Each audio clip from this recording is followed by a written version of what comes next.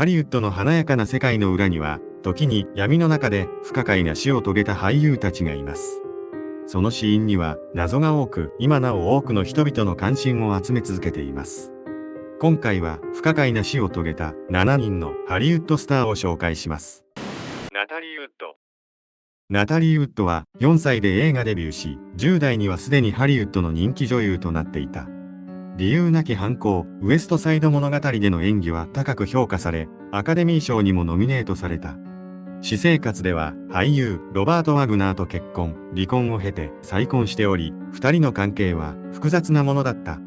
1981年、ナタリーとワグナーはカリフォルニア州カタリナ島付近をクルージングしていた。同乗していたのは映画ブレインストームで共演中だった俳優のクリストファー・ボーケン。3人は船内でワインを飲み、リラックスした時間を過ごしていた。しかし、島に停泊していたその夜、ナタリーは姿を消し、翌朝、彼女の遺体が海上で発見された。死因は溺死、公式には事故とされたが、不審な点が次々と明らかになっていく。最大の謎は、なぜ彼女が一人で甲板に出たのかという点で、彼女は極度の水恐怖症で、友人たちも彼女が一人で海に出るはずがない、と証言している。また、救命ボートが彼女の遺体の近くで発見されたにもかかわらず、救命胴衣はつけていなかった。さらに、失踪に気づいてから警察に通報するまで4時間もかかっていたことも不可解だった。そして、当時の船員、デニス・ダバーンは、数十年後のインタビューで、ワグナーとナタリーが激しい口論をしていたと証言し、世間に衝撃を与えた。夫の証言の矛盾や目撃者の新証言により、40年以上経った現在も FBI が捜査している。ブリタニー・マーティ。ブリタニー・マーティは10代からテレビ、映画に出演し、愛らしいルックスと高い演技力で注目されていた。映画、クルーレスでブレイクし、2008年には日本映画、ラーメンガールで西田敏行と共演している。2009年、ロサンゼルスの自宅で倒れていたブリタニーは、病院に搬送されるも死亡が確認された。死因は肺炎と重度の貧血、さらに複数の処方薬の影響も指摘された。しかし、不可解だったのは、彼女が極端に痩せ細っていたこと、そして適切な治療を受けていなかったこと。彼女の母、シャロンと夫、サイモン・モンジャックと暮らしていた自宅では、体調不良を訴えていたにもかかわらず、病院には行かせてなかったという証言もある。事件をさらに奇妙なものにしたのは、ブリタニーの死から5ヶ月後、同じ自宅で、夫サイモンも死亡している。死因は、彼女と同じ、肺炎と重度の貧血だった。偶然にしては、あまりにも一致しすぎており、ネット上では、毒殺説や他殺説が浮上した。一部の調査では、家の中から高濃度のカビが検出され、カビによる中毒施設も浮上したが、捜査当局は、それを否定。母親のシャロンは、2人の死後も自宅に住み続けたことで証拠隠滅しているのでは、と噂された。また、家族間の金銭トラブルや保険金をめぐる問題も囁かれた。2013年には、彼女の父親が毒物検査の独自結果を公開し、彼女の髪から高濃度の重金属が検出されたと主張し、他殺説を再燃させた。結局、彼女の死は病死として処理され、事件性はないとされたが、ブリタニーの死をめぐる謎は、今もファンの間で議論されている。マリリン・モンロー。世界で最もセクシーな女性と呼ばれた、ハリウッドの伝説、マリリン・モンロー。黄金期のハリウッドの頂点に立つ裏で、精神的な不安定さ、不眠症、そして薬物依存に苦しんでいたことは、よく知られている。1962年、彼女の家政婦が彼女の部屋をノックしても返事がなく部屋に入ったところ、ベッドの上で亡くなっている彼女を発見。手には電話の受話器を握ったまま全裸で倒れていた。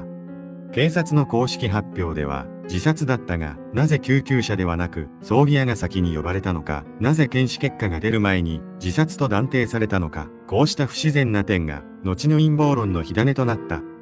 検視報告では大量の睡眠薬の摂取が確認されたが、胃の中からはカプセルの残留物が一切見つからなかった。つまり注射された可能性があるという説が浮上した。また、事件当日の夜、家政婦は当初午前0時に発見したと語っていたが、数年後のインタビューでは、実際に見つけたのは午前3時だったと証言を変更しており、それは誰かの指示ではないかと噂された。そして彼女はケネディ兄弟と親密な関係にあったとされ、彼らとのやり取りを赤い日記に詳細に記録していたという話もあった。その日記は事件後、突如として消失していることで、彼女は国家機密に関わる情報を口外する恐れがあると監視対象になっており、ケネディ家のスキャンダルを防ぐために暗殺されたという説も根強く存在する。60年以上が経過した現在も、マリリン・モンローの死の真相は専門家が調査している。デビッド・キャラダイン。映画、キルビルやテレビドラマ、燃えよカンフーで知られる俳優、デビッド・キャラダイン。彼は映画撮影のためバンコクを訪れており、宿泊していたのは高級ホテル。死体が発見されたのはクローゼットの中で首と男性器にロープが巻かれた状態で G 中の事故死が死因として報道された。しかしロープは複雑に縛られ、一人でできたとは思えない結び方だったと言われている。さらに部屋の外から誰かが出入りした形跡があり、第三者による関与を示唆する証言も存在した。彼はキルビルシリーズの成功で再び注目を浴び、意欲的に仕事をこなしており、死の前日もスタッフと食事をし、元気そうだったという証言もあった。そして死後に流出した遺体写真の扱いや現地警察の対応も不自然と感じた家族は事件性があると記者会見で強く訴えた。彼らは FBI に調査を依頼したが、結局彼の死は事故死として処理された。しかし不可解な状況や矛盾する証言の数々から今でも多くの人が他殺説を支持している。ジョージ・リーブス。1950年代の初代スーパーマン役で有名なジョージ・リーブス。1959年、彼は自宅で婚約者とその友人たちと過ごしていた。深夜2時頃、2階で銃声が響き、駆けつけた警察が見つけたのはベッドの上で頭から血を流し倒れているリーブスの遺体だった。手には拳銃が握られており、警察はすぐに自殺と結論付けた。しかし、リーブスの手からは硝煙反応が検出されなかったという報告があり、さらに彼の近くからは複数の銃弾の跡が見つかっており、一発ではなかった可能性もあった。そして友人たちはすぐに通報せず、1階では何も聞こえなかったためにすぐに発見できなかったと証言。また自殺の数週間前には新しい映画のオファーを受けており、結婚も控えていた。将来に希望を抱いていた彼が自ら命を絶つのか、こうした疑問が他殺説を強める要因となった。ジョージ・リーブスの死はスーパーマンの呪いとも呼ばれ、スーパーマン役を演じた後の俳優たちにも不運が続いたことで都市伝説化された。トゥーパック・シャクール。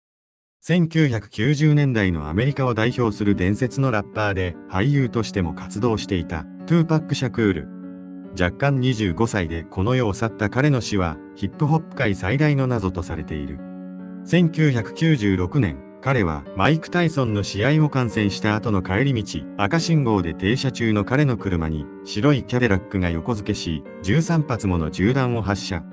胸を中心に4発の銃弾を受け、病院に搬送され、6日間の昏睡の末、命を落とした。警察の捜査は難航し、犯人は特定されなかった。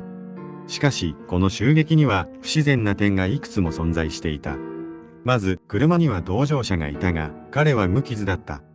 銃撃があったのは、ラスベガスの大通りの中心部で、人通りも警察のパトロールも多い場所だったにもかかわらず、目撃者はほとんどおらず、現場には監視カメラも多くあったが、決定的な映像も存在しなかった。彼の死後、複数の新作アルバムが発売されたが、まるで事件を予言したような歌詞の曲もあった。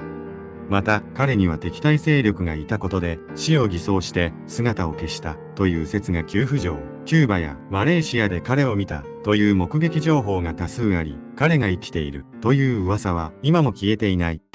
ジョニー・ルイス。ジョニー・ルイスは2000年代初頭からテレビや映画で活躍。テレビドラマ、サンズ・オブ・アナーキーで注目され、次世代の注目俳優として期待されていた。2011年頃から彼は自分は監視されている、何者かに操られていると周囲に語り、突如として失踪することもあった。彼は薬物検査で陰性だったにもかかわらず、幻覚や妄想を繰り返し、警察に逮捕されることも増えていった。2012年、彼はロサンゼルスにある豪邸に侵入し、そこに住んでいた81歳の女性を撲殺した。付近の住民たちは、老女の悲鳴が聞こえた直後、彼女の家の外で若い男が木材で男性2人に襲いかかるのを目撃し、警察に通報した。その後、隣家の壁をよじ登っているところを作業中の塗装業者に制止され、その家の主人と3人で格闘になった後、老女の家に戻り、壁を登っている時に転落し、28歳で死亡した。襲われた男性によると、超人的な力でとてつもない強さだったと語っている。検視の結果、薬物の痕跡は一切検出されず、彼が正気のまま暴力行為に及んだと指摘された。また、彼の友人によると、統合失調症の疑いがあったが、本人が治療を拒んでおり、それはサイエントロジー協会に一時入信していたせいで、協会の精神医学を拒む教えのせいだった、としている。なぜ彼が高齢女性を襲い、自ら命を絶つような行動をとったのか不明だが、彼の死因は事故死となっている。彼のファンからは、サイエントロジー協会の影響や、協会による隠された薬物治療、洗脳など、様々な陰謀論も囁かれている。今日は、病死や事故死として処理されていますが、多くの謎が残っている7人のハリウッドスターを紹介しました。よかったら、いいねボタンを押して、チャンネル登録をお願いします。また、次回もお楽しみに。